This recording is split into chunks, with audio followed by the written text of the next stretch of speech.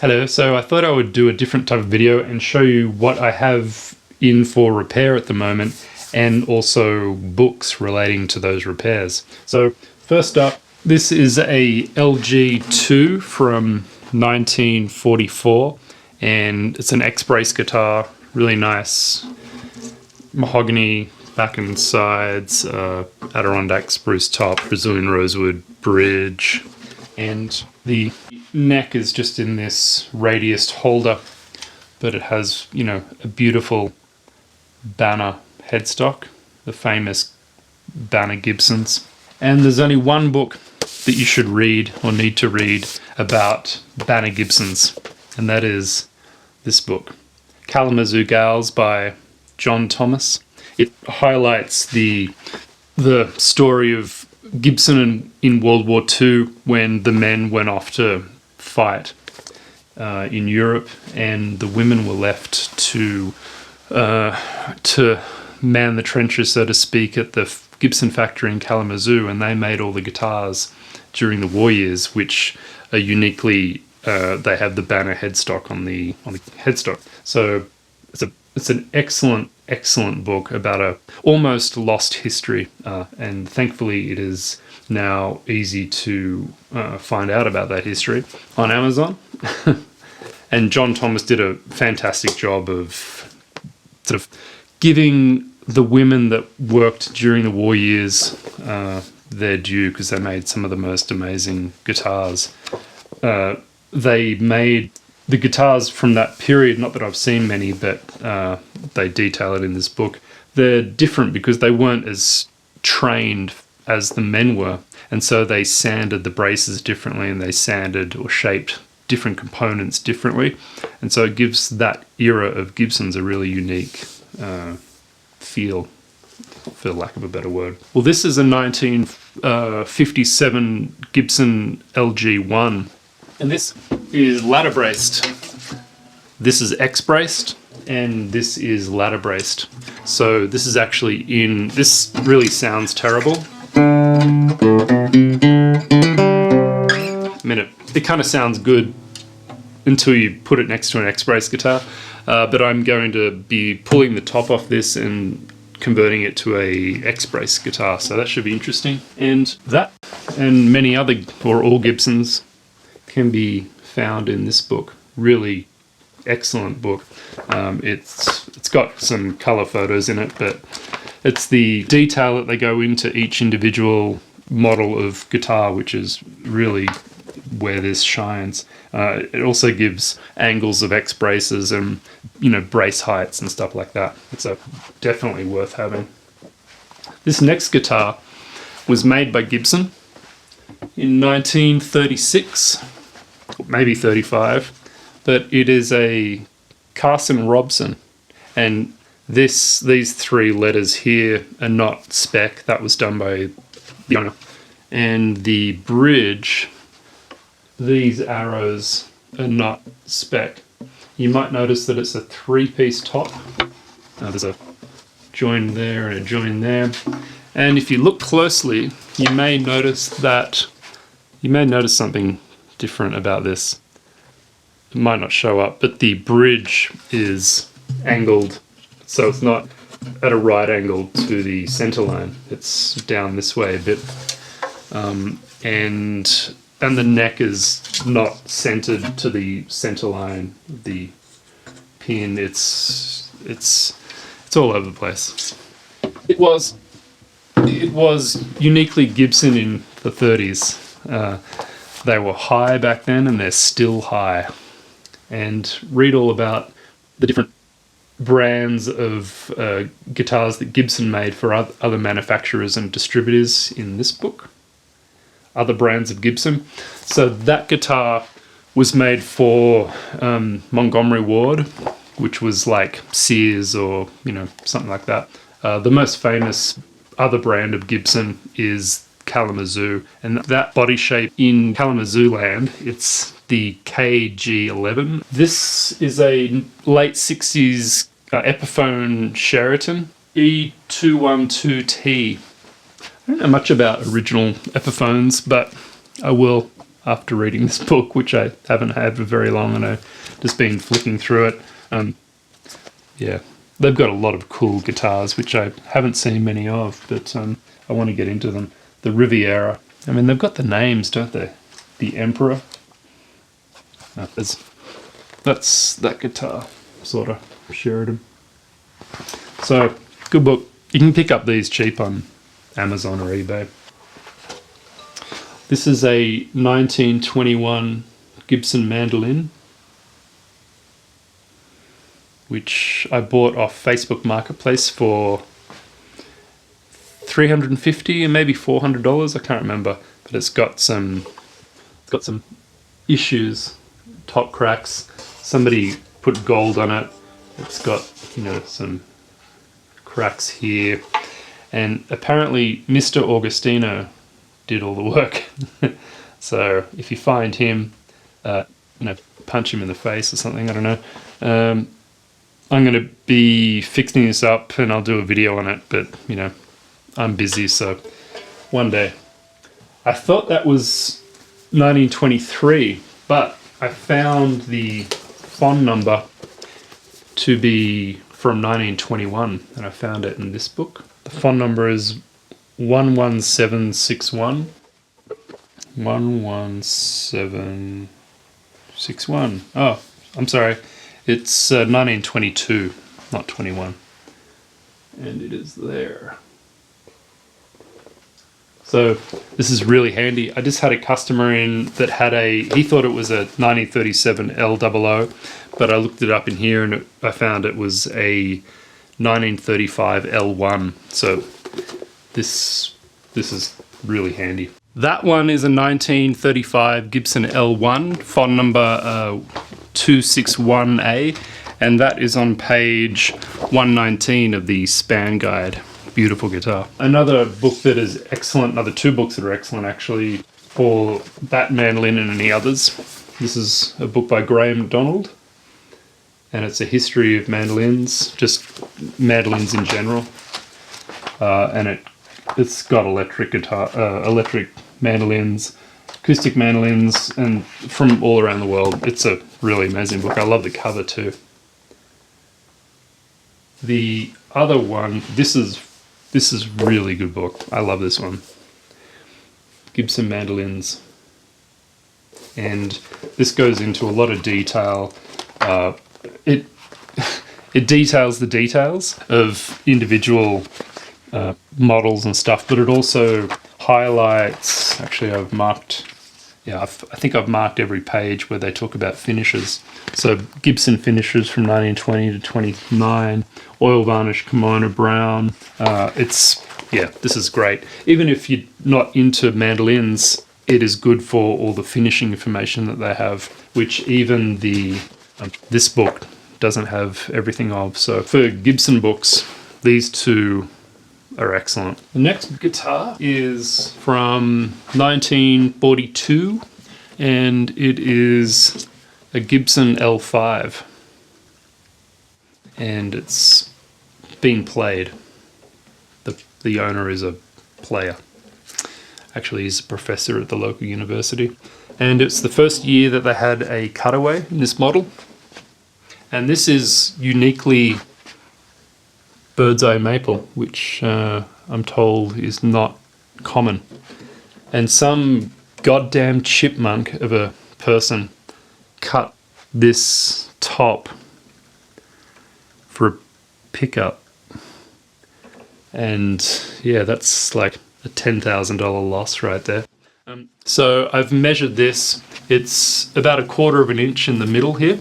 And then for this area here, it's about 90 thou thick, so a little bit over 1 mil. It doesn't seem to have affected the geometry or the curve of the top, but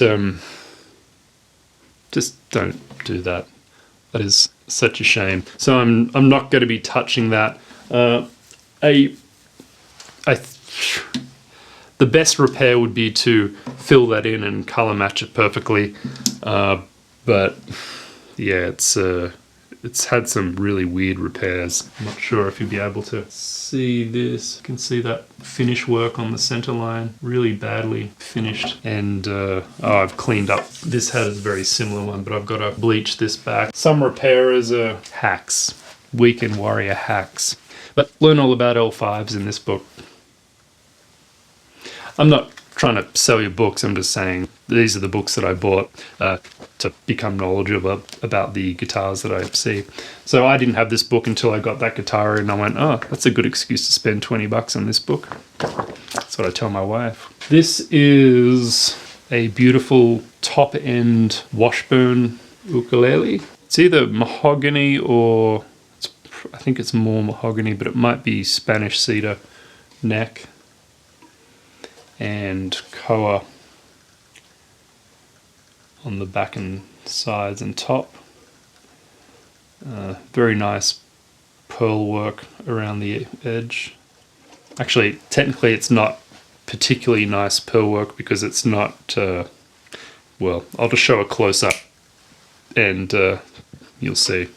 But it has one of the most elegant little bridges that I've ever seen. Really beautiful. And this was the highest end Washburn ukulele that they made. And yeah, I got a book. It is in this book. So it's on page 221, introduced 1928 or earlier. It's the 5320 Super Deluxe, as far as I know. And they might say 3-ply mahogany neck, black thyroid center strip. Yep, that's it. So sometime before 1928.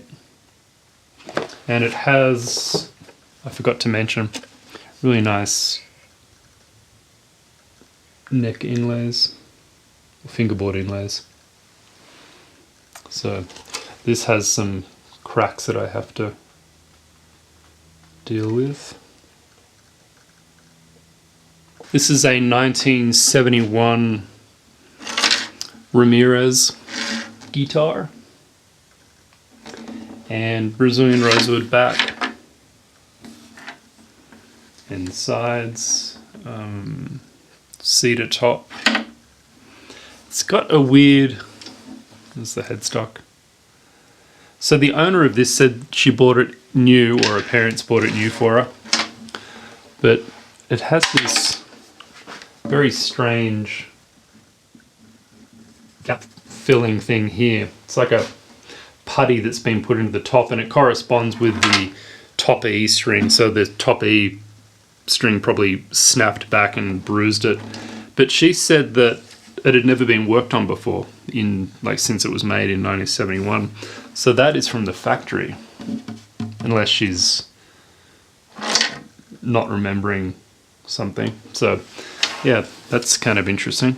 And a good book for Ramirez and any other good classical guitars is this book by, what's his name, Sheldon Ehrlich, a collection of fine Spanish guitars from Torres to the present. And Stu Mac sell this. I'm not sure if Amazon sell it, but it's very good. It's expensive, but very good. It's worth having if you're into that sort of thing. Some other incredible books which aren't specifically on Ramirez is this book. This is specifically on Torres, but you need this book if you're into classical guitars or guitar history. It's just fantastic. I think there's a second edition of this now. I don't know if there's supplementary material added to this text, but well worth having. Good luck finding this one. A friend of mine bought this for me in Granada, but this is really good. I've never seen it for sale, but I'll try and give it a link. It's got players or makers. This is on guitar making, but the cool part, so this is one guitar maker. It's got a couple of pictures of his guitar, and then it's got the bracing pattern here, and there's another brace. There's 3 different bracing patterns. There's this one, and there's a little green line there. That's a Boucher bar.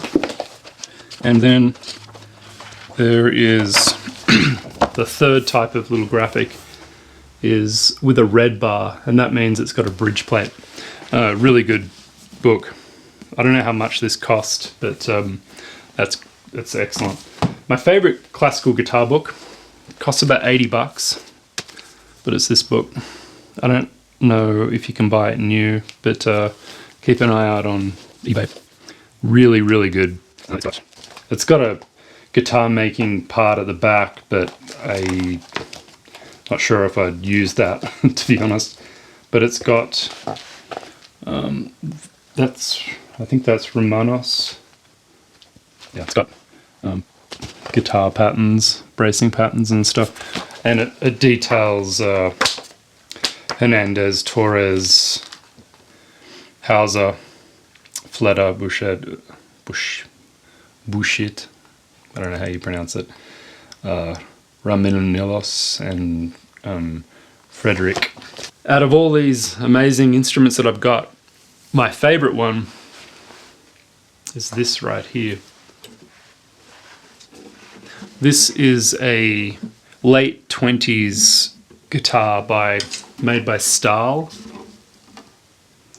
or should I say distributed by Stahl, and it has a mahogany neck. It's kind of a slight V shape, pretty small, kind of European-ish headstock. It's a strange construction because the fingerboard is bound only the top half of the fingerboard, so it's a bit of a strange one. Very nice bridge, which it's broken and I have to either remake or fix this one. I'm not quite sure what I'm going to do yet. Brazilian rosewood back and sides and X-braced. So these are cool guitars, but why this one is extra special is because the customer found this in a store north of Seattle, and that store was Goodwill, and they paid $6.99 for this puppy. Wow. This is worth about $10,000. And yeah, $6.99.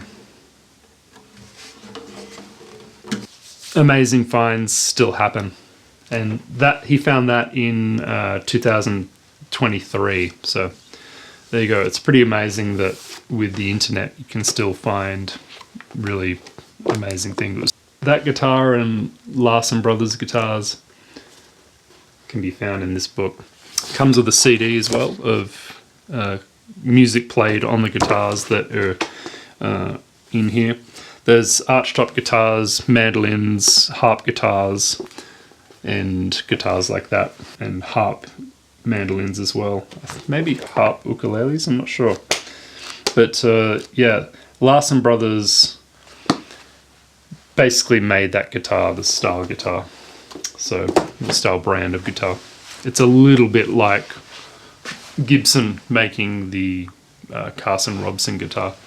It's also like Martin making Ditson guitars. The other Martin I've got, well, sort of Martin, is this. It's a Ditson Model 2, all mahogany, with Brazilian rosewood fingerboard, head plate, and bridge. The body is in pretty good shape. It's had a full side crack repair, but the biggest problem is that. The other problem, well, it's got a few problems. The neck has a 30 thou relief in it, and it has obviously no truss rod. So I'm going to have to heat treat this, but it also has bar frets, so that's not going to be fun. So like Gibson making other brands for other manufacturers, Martin made the Ditson line, and it's come to very, very recently, in the last couple of years, it's come to the kind of through investigative journalism and some logic that Martin made the Ditson line, and the first dreadnoughts were actually Ditson guitars. And there's There was a Ditson guitar made or designed by a major, I forget his name, insert name here, and it had a strange bridge, but it seems to be the missing link between Ditson dreadnoughts and Martin dreadnoughts, which is pretty exciting. The missing link was actually probably a Hawaiian instrument, so that's really cool. And there's a lot of good Martin books. I just got this in a couple of weeks ago. I haven't started it yet, but this is on, Mr. C.F. Martin Sr. It's actually pretty fat. I didn't realize it was going to be that fat, which is what she said. The Bible of repair work, and that is this. This is what Martin is to the Spans guide for Gibson. So this is the Gibson and this is the Martin one, although this has a lot more information in it than this. This is just basically lists of numbers. It's the most boring book you'll ever read, but it is interesting when you get to find a guitar or instrument in it that you didn't realize was a different age. This is really good, really, really good book. If you're a repairer or Martin aficionado, you need this book. The other classic Martin references are these two, which come in a set. This is the history of Martin, and this is a technical reference. I'm always into technical references. There's a lot more picture books and histories of Martin, but they're excellent. Written by Michael Longworth, and Michael Longworth was a Martin employee for 40 years or something. This book just came out. It's a specifically Martin repair guide, written by Patrick Di Burro. I don't know if he's Italian, but it is very good. It's absolutely and utterly and in every way worth having this book. That's the 2.5. That's what my Ditson, or not my Ditson, but somebody's Ditson is. Excellent book. It details any Martin specific problems that arise, the different dovetails that they've used, and neck joinery and bridge removal, and just other tricks on how to do everything. If you repair guitars, you should buy this book. This is a Martin ukulele, and it's kind of a unique Martin because it's a 14 fret to the body tenor guitar uke, and no top bracing. It's just got a bridge plate. It was only made between, I think, 1968 and 71, and it's the model that is played. Israel something starting with K. Can't remember his name, and when I look at his name, I don't know how to pronounce it. But he was the guy who sung Somewhere Over the Rainbow. And a good ukulele history is this. It's not specifically Martin, but I do have another Martin ook book, but forgot to bring it. But this is a good one. So that's that. I've wanted to do a kind of a guitar / book video for ages, and I thought I should do it today. My workshop is an absolute shambles because I've got all these guitar cases everywhere. But I hope you enjoyed that. I hope it was interesting, and pick up some of these books. They're really good. Just keep an eye out secondhand on eBay, or I buy half of them are secondhand, half of them are brand new. The stuff like the L5 books and the Epiphone, you can pick them up for $18, $20 brand new, so they're good. Some of them are very expensive. This was like $80, and yeah, actually a lot of those were about $80. So there you go. So leave a comment, like, subscribe, all that sort of thing. If you've got a good book that I didn't mention that you think I should have put in, tell me. Hopefully I own it. I probably do, because I got a lot of books, but you never know. And I do love finding / buying books that I don't have on what I do for a living. So thank you so much. See you next time. Bye.